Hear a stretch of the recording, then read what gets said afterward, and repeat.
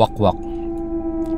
Sa malalim na gabi, kung kailan ang lahat ay tahimik at mahimbing na natutulog, may isang nilalang na lumilipad sa alapaap, nagmamasid at naghahanap ng kanyang biktima. Ito ang wakwak, isang nakakatakot na halimaw sa mitolohiyang Pilipino na may malalaking pakpak at isang uhaw na pagnanasa sa dugo ng tao. Ang kwento ng wakwak ay bahagi ng pananakot na ginagamit ng mga matatanda upang mapanatili ang pagiging maingat ng mga bata, lalo na sa 10 oras ng gabi. Ngunit, higit sa isang katang-isip na halimaw, ang wakwak ay sumasalamin sa takot at paniniwala ng ating mga ninuno tungkol sa mga nilalang na lumalakad o lumilipad sa dilim. Ano ang wakwak? Ang wakwak ay isang mitolohikal na nilalang na madalas inihahalin tulad sa iba pang mga halimaw tulad ng aswang, manananggal at tiktik. Ang pangalan nito ay nagmula sa tunog na ginagawa nito kapag lumilipad.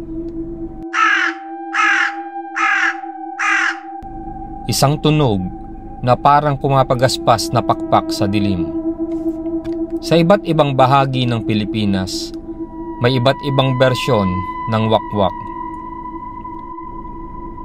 Sa ilang paniniwala, ito ay isang malaking ibon na may matatalas na kuko at ginagamit ang mga ito upang sugatan ang kanyang biktima.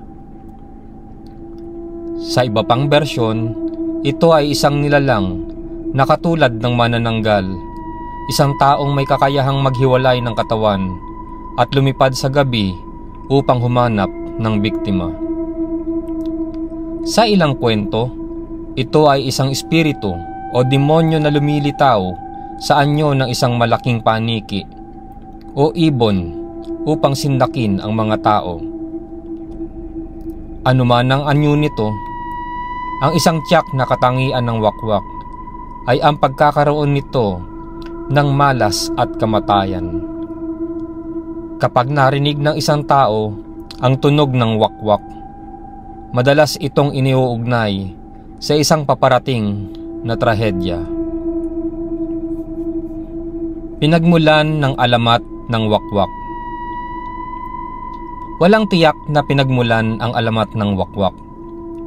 Ngunit ito ay malawakang kilala sa Visayas at Mindanao. Maraming naniniwala na ang kwento ng wakwak ay lumaganap noong panahon ng mga ninuno bilang bahagi ng paniniwala sa mga maligno at iba pang nilalang na may kakayahang magdala ng kamalasan.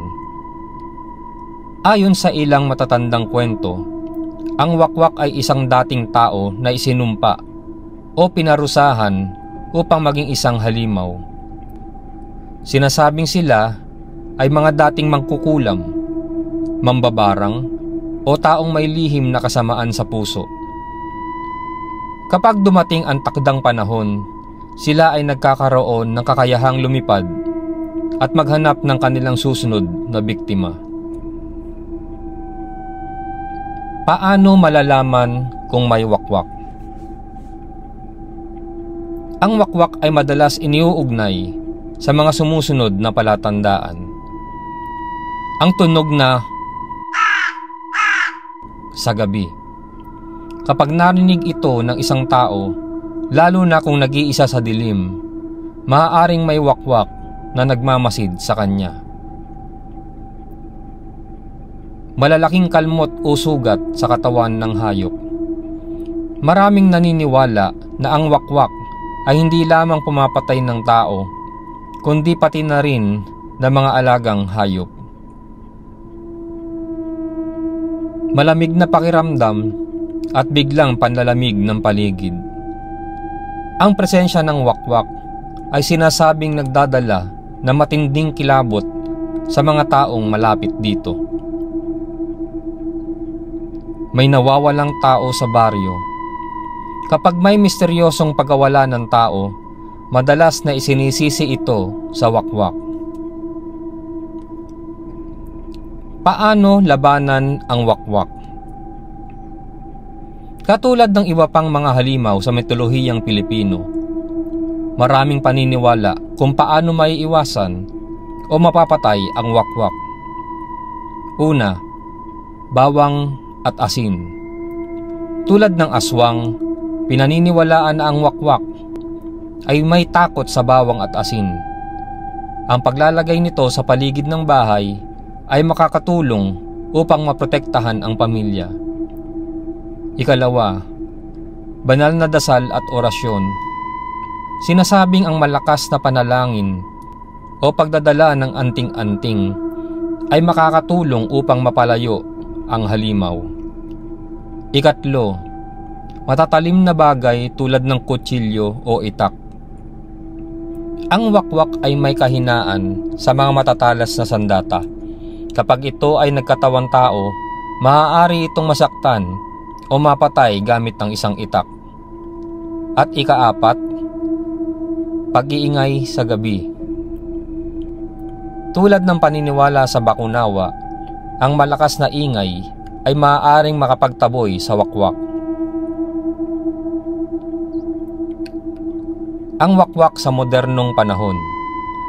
Sa kasalukuyan, ang wakwak ay isang alamat na patuloy na nabubuhay sa kulturang Pilipino. Ito ay naging bahagi ng ating panitikan, pelikula, at maging iba't ibang palabas sa telebisyon. Maraming horror films at kwentong bayan ang patuloy na nagkukwento ng alamat ng wakwak na nagiging inspirasyon sa iba't ibang kwentong katatakutan. Ngunit sa makabagong panahon, may mga nagsasabi na ang wakwak ay isang metapora lamang sa mga masasamang tao sa ating paligid. Ito ay sumisimbolo sa mga taong may madilim na layunin, mga taong mahilig manakit o manlamang sa iba. May mga nagsasabi rin na ang kwento ng wakwak ay maaaring isang paraan upang bigyan babala ang mga tao na huwag lumabas sa 10 oras ng gabi o upang hikayatin silang mag-ingat laban sa panganib ng lipunan.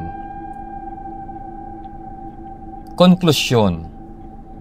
Ang wakwak ay isa sa pinakanakakatakot at pinakatanyag na nilalang sa mitolohiyang Pilipino. Bagamat maaari ito ay isang alamat lamang, hindi maikakaila ang epekto nito sa ating kultura at paniniwala. Ito ay isang paalala sa ating lahat na maging mapanuri sa ating paligid at huwag baliwalain ang ating takot. Sa kabila ng mga pagsulong sa agham at teknolohiya, ang kwento ng wakwak ay patuloy na nananatili sa ating kamalayan. Maaaring hindi natin ito literal na pinaniniwalaan, ngunit ang aral na hatid nito, ang ating mapagmatsyag at ang pag-iwas sa panganib ay may halaga pa rin sa ating pang-araw-araw na buhay. Sa huli, ang tanong ay hindi kung totoo ba ang wakwak, kundi kung paano natin ginagamit ang mga alamat upang mapanatili ang ating kultura at maipasa sa susunod na henerasyon. Ano pang mga halimaw sa mitolohiyang Pilipino ang gusto nyong talakayin? Pakilagay naman po sa comment section. Marami pong salamat. Magandang gabi. Ito po ang Takot at Hiwaga.